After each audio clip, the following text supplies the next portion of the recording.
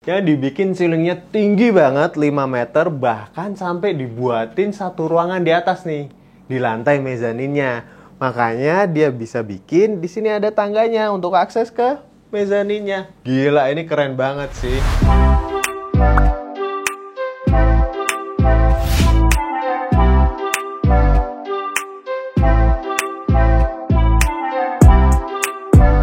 Balik lagi sama gua di channel Wicak Miftah. Kali ini gua mau ngajak teman-teman ngelihat Apple 1 Condo Villa, lokasinya di Simatupang, Jakarta Selatan. Seperti yang teman-teman bisa lihat, Jakarta itu udah padat banget. Bisa dibilang hampir nggak ada lahan kosong yang tersisa. Sejauh mata memandang, Jakarta itu isinya ya gedung-gedung tinggi pencakar langit sama jalanan-jalanan gede yang masih aja macet gitu ya. Walaupun gitu, kayaknya orang-orang tuh masih betah aja ya tinggal di Jakarta. Nah, makanya kita mau ngasih salah satu rekomendasi hunian vertikal yang siapa tahu informasi yang mau kita share bermanfaat bagi teman-teman. Yuk. BTW nih orang ngapain ya? Suka nggak jelas gitu dia. Kenapa sih kita bilang keren di Condo Villa ini?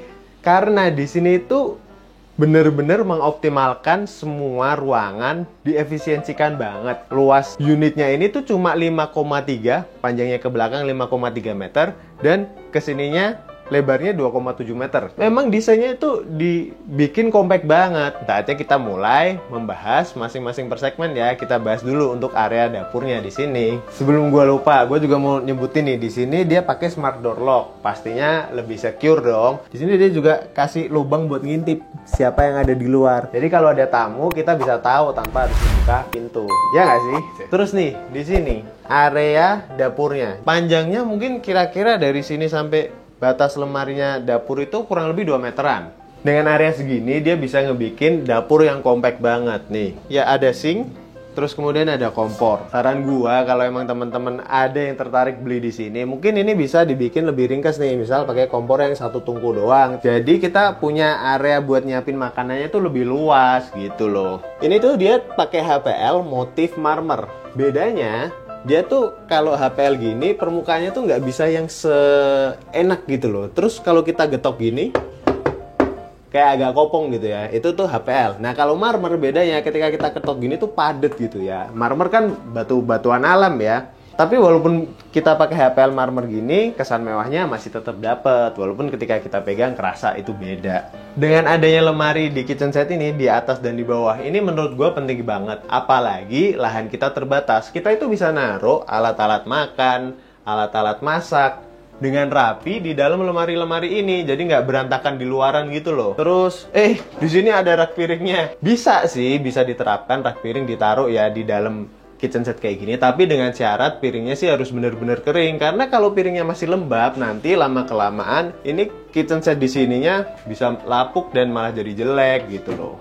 Nah terus gimana dong kalau piringnya masih basah? Nah menurut gua teman-teman bisa pasang nih rak di sini. Rak piring kan ada nih yang bikin digantung kayak gitu. Terus pas buat ngeringin piringnya, airnya tuh bisa langsung netes ke sink di sini. Terus satu lagi nih menurut gua, ini kan ruangannya kan indoor ya, nggak ada ventilasi keluar. Ini kalau masak-masak kayak gini, baiknya ini ada cooker hood.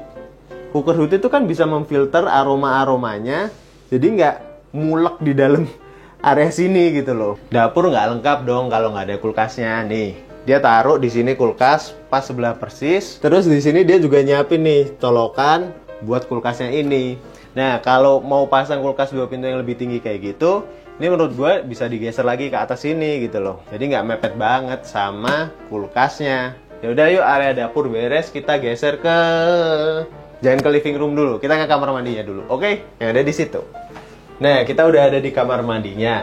Ini dia pakai dinding full ya, homogeneous style dari bawah sampai atas. Kelebihannya kalau kita pasang dinding kamar mandi itu full pakai keramik gini, satu itu lebih awet. Teman-teman suka merhatiin nggak? Kalau di rumah, mungkin ada di rumah teman-teman juga, soal dia dindingnya keramiknya cuma separuh gini kan. Yang atasnya terus pakai cat biasa.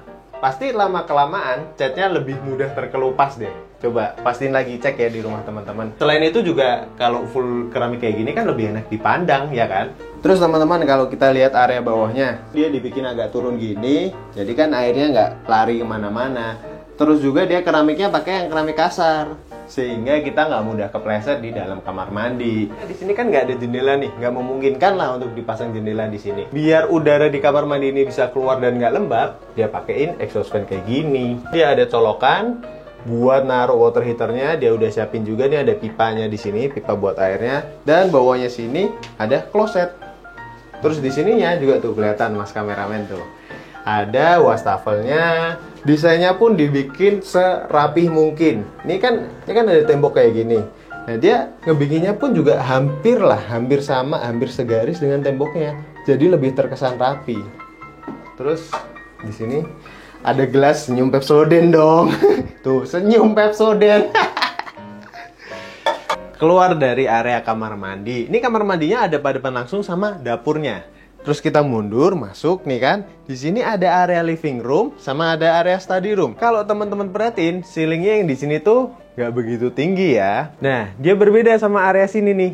Yang dibikin ceilingnya tinggi banget, 5 meter, bahkan sampai dibuatin satu ruangan di atas nih, di lantai mezaninnya.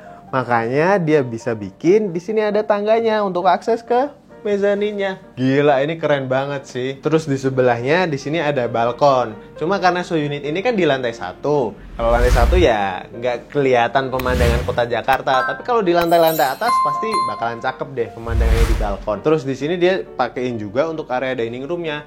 Tapi kita balik lagi ke area living room ya, karena ada detail-detail menarik yang perlu kita bahas. Kalau teman-teman perhatiin, sebenarnya ini kan area di bawah tangga. Tapi sama desainernya dia sulap, dijadiin satu lemari kabinet lengkap, bisa jadi area study room, ada area TV. Ini keren sih. Ini keren. Nampak jelas di kamera ya, lemarinya gede, pastinya bisa buat nyimpen berbagai macam hal. Nih, menariknya di sini, ini tuh panjangnya sini tuh cuma 80 cm. Lebarnya cuma 40 cm. Tapi bisa dibikin study room yang compact banget kayak gini. Disematkan di antara kabinet-kabinet yang gede ini. Nih, teman-teman, ada satu hal yang bisa kita pelajari dari desain ruangan TV ini. Ini TV-nya tuh kan ukuran 40 inch nih. Terus, jarak antara TV ke sofa tempat kita duduk menikmati TV-nya itu kurang lebih sekitar 1,5 meteran. Nah, ini menurut gua jarak yang optimal karena ketika kita melihat TV-nya tuh nggak yang terlalu gede, tapi juga nggak terlalu jauh. Jadi nyaman di mata. Dengan jarak 1,5 meter itu, di sini masih bisa nih orang kalau mau lalu lalang gitu. Ini kan sebenarnya pilar di gedung ini ya. Dia tuh pilar dari bawah sampai lantai paling atasnya. Ini desainernya pinter sih. Di sini dia pasangin rak gini yang seolah-olah menyatu antara pilar sama lemari-lemari di area dapur. Teman-teman kebayang nggak kalau nggak ada rak kayak gini? Ini tuh aneh gitu, jadi kesannya kosong. Belakang sofanya tuh kayak kosong gitu. Kita geser ke dining area. Di sini, itu kan ceilingnya tingginya sampai 5 meter nih. Nah, dia makanya ngebikin lampu gantung yang tinggi banget nih. Dia ditarik dari atas sana, turun sampai sini, biar lampunya itu lebih fokus ke area ruang makannya. Oke, saatnya kita lanjut ke area lantai 2. Tapi yang melanjutkan bidadariku dari langit sini, turun dong. Hai, ih kamu cantik banget. Masa kayak gitu? Nggak apa-apa. Aku minta tolong yang melanjutkan penjelasannya kamu ya. Oke, sekarang gantian aku yang melanjutkan. Ayo. Aku menemukan sesuatu yang unik nih di sini, teman-teman. Ini anak tangga bukan sekedar anak tangga, jadi dia bisa juga untuk menyimpan sepatu tuh. Bisa dilihat kan? Di sini lubang, taruh deh sepatu di sini. Cerdas banget. Nah, sekarang aku udah sampai nih di lantai mezaninnya. Salah satu yang mencuri perhatianku pas aku nyampe di atas sini itu karena desainnya menarik nih kalau teman-teman lihat ya. Sebenarnya dia tuh bisa aja masang kayunya ini tuh sama panjang dari atas sampai bawah. Tapi sama desainernya ini dipasang selang-seling. Yang bagian sini dipasang separoh, yang sini panjang full. Ini yang panjang, ini separoh dan seterusnya sampai bawah. Kita geser dikit ke sini, ini ada area make up. Sebenarnya kalau untuk desainnya tuh minimalis aja ya, simple gitu. Cuman mungkin yang bisa diimprove dari sini, ini kan ruangan make up nih. Nah, bisa nih di sini dikasih lampu biar lebih terang. Jadi kalau make upan tuh lebih enak gitu, dan hasilnya nggak belepotan kayak badut.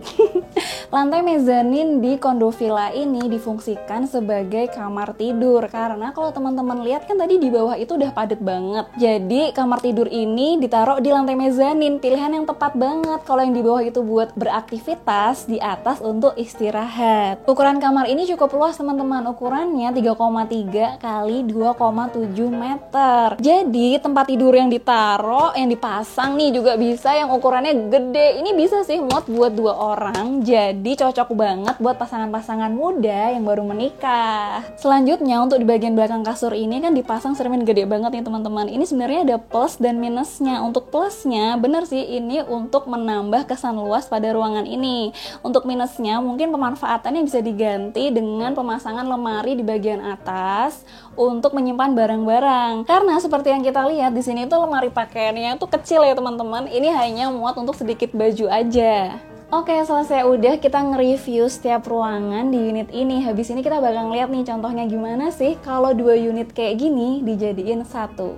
Pas pertama kali masuk belum terlihat perbedaan layout yang signifikan ya. Sama seperti yang tadi, di sini juga ada kamar mandi, dapur, living room, dan dining area. Eits, tapi tunggu dulu. Ternyata yang bikin beda itu kalau di sini di lantai satunya ada kamar tidurnya juga. Dan ini cukup luas ya teman-teman. Karena kamarnya cukup luas, dia ada kamar mandi dalamnya juga loh. Terus di sini itu ceilingnya cukup tinggi, jadi pasti sirkulasi udaranya baik banget di kamar ini. Nih, untuk desain dining areanya sama ya kayak tadi, dia letaknya di area yang ceilingnya tinggi juga. Yaudah yuk kita lanjut ke lantai mezaninnya. Nah, ini dia nih yang buat beda sama unit yang kita review tadi. Kalau di sini ada area living room dan kamar tidur lagi. Nah, udah lihat kan teman-teman apa bedanya?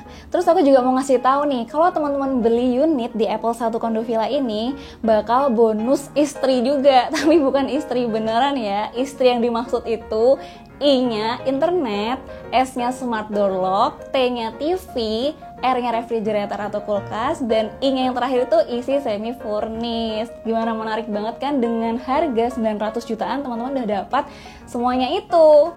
Untuk fasilitas-fasilitasnya lengkap juga, ada swimming pool, gym center, koi pond, ada area rooftop nih, bisa jadi observation deck dan viewing point. Terus ada juga musolanya dan fitness room. Nah, ini dia letak-letak untuk fasilitas di Kondo Villa ini. Cuma pas kita kesini belum semuanya jadi, masih dalam proses finishing. Oke, segitu dulu video kita kali ini. Jangan lupa follow Instagram kita, jangan lupa subscribe channel kita, dan komentar juga ya pendapat teman-teman tentang Apple One Kondo Villa ini. Apakah keren kah? Apakah wow kah? Atau gimana?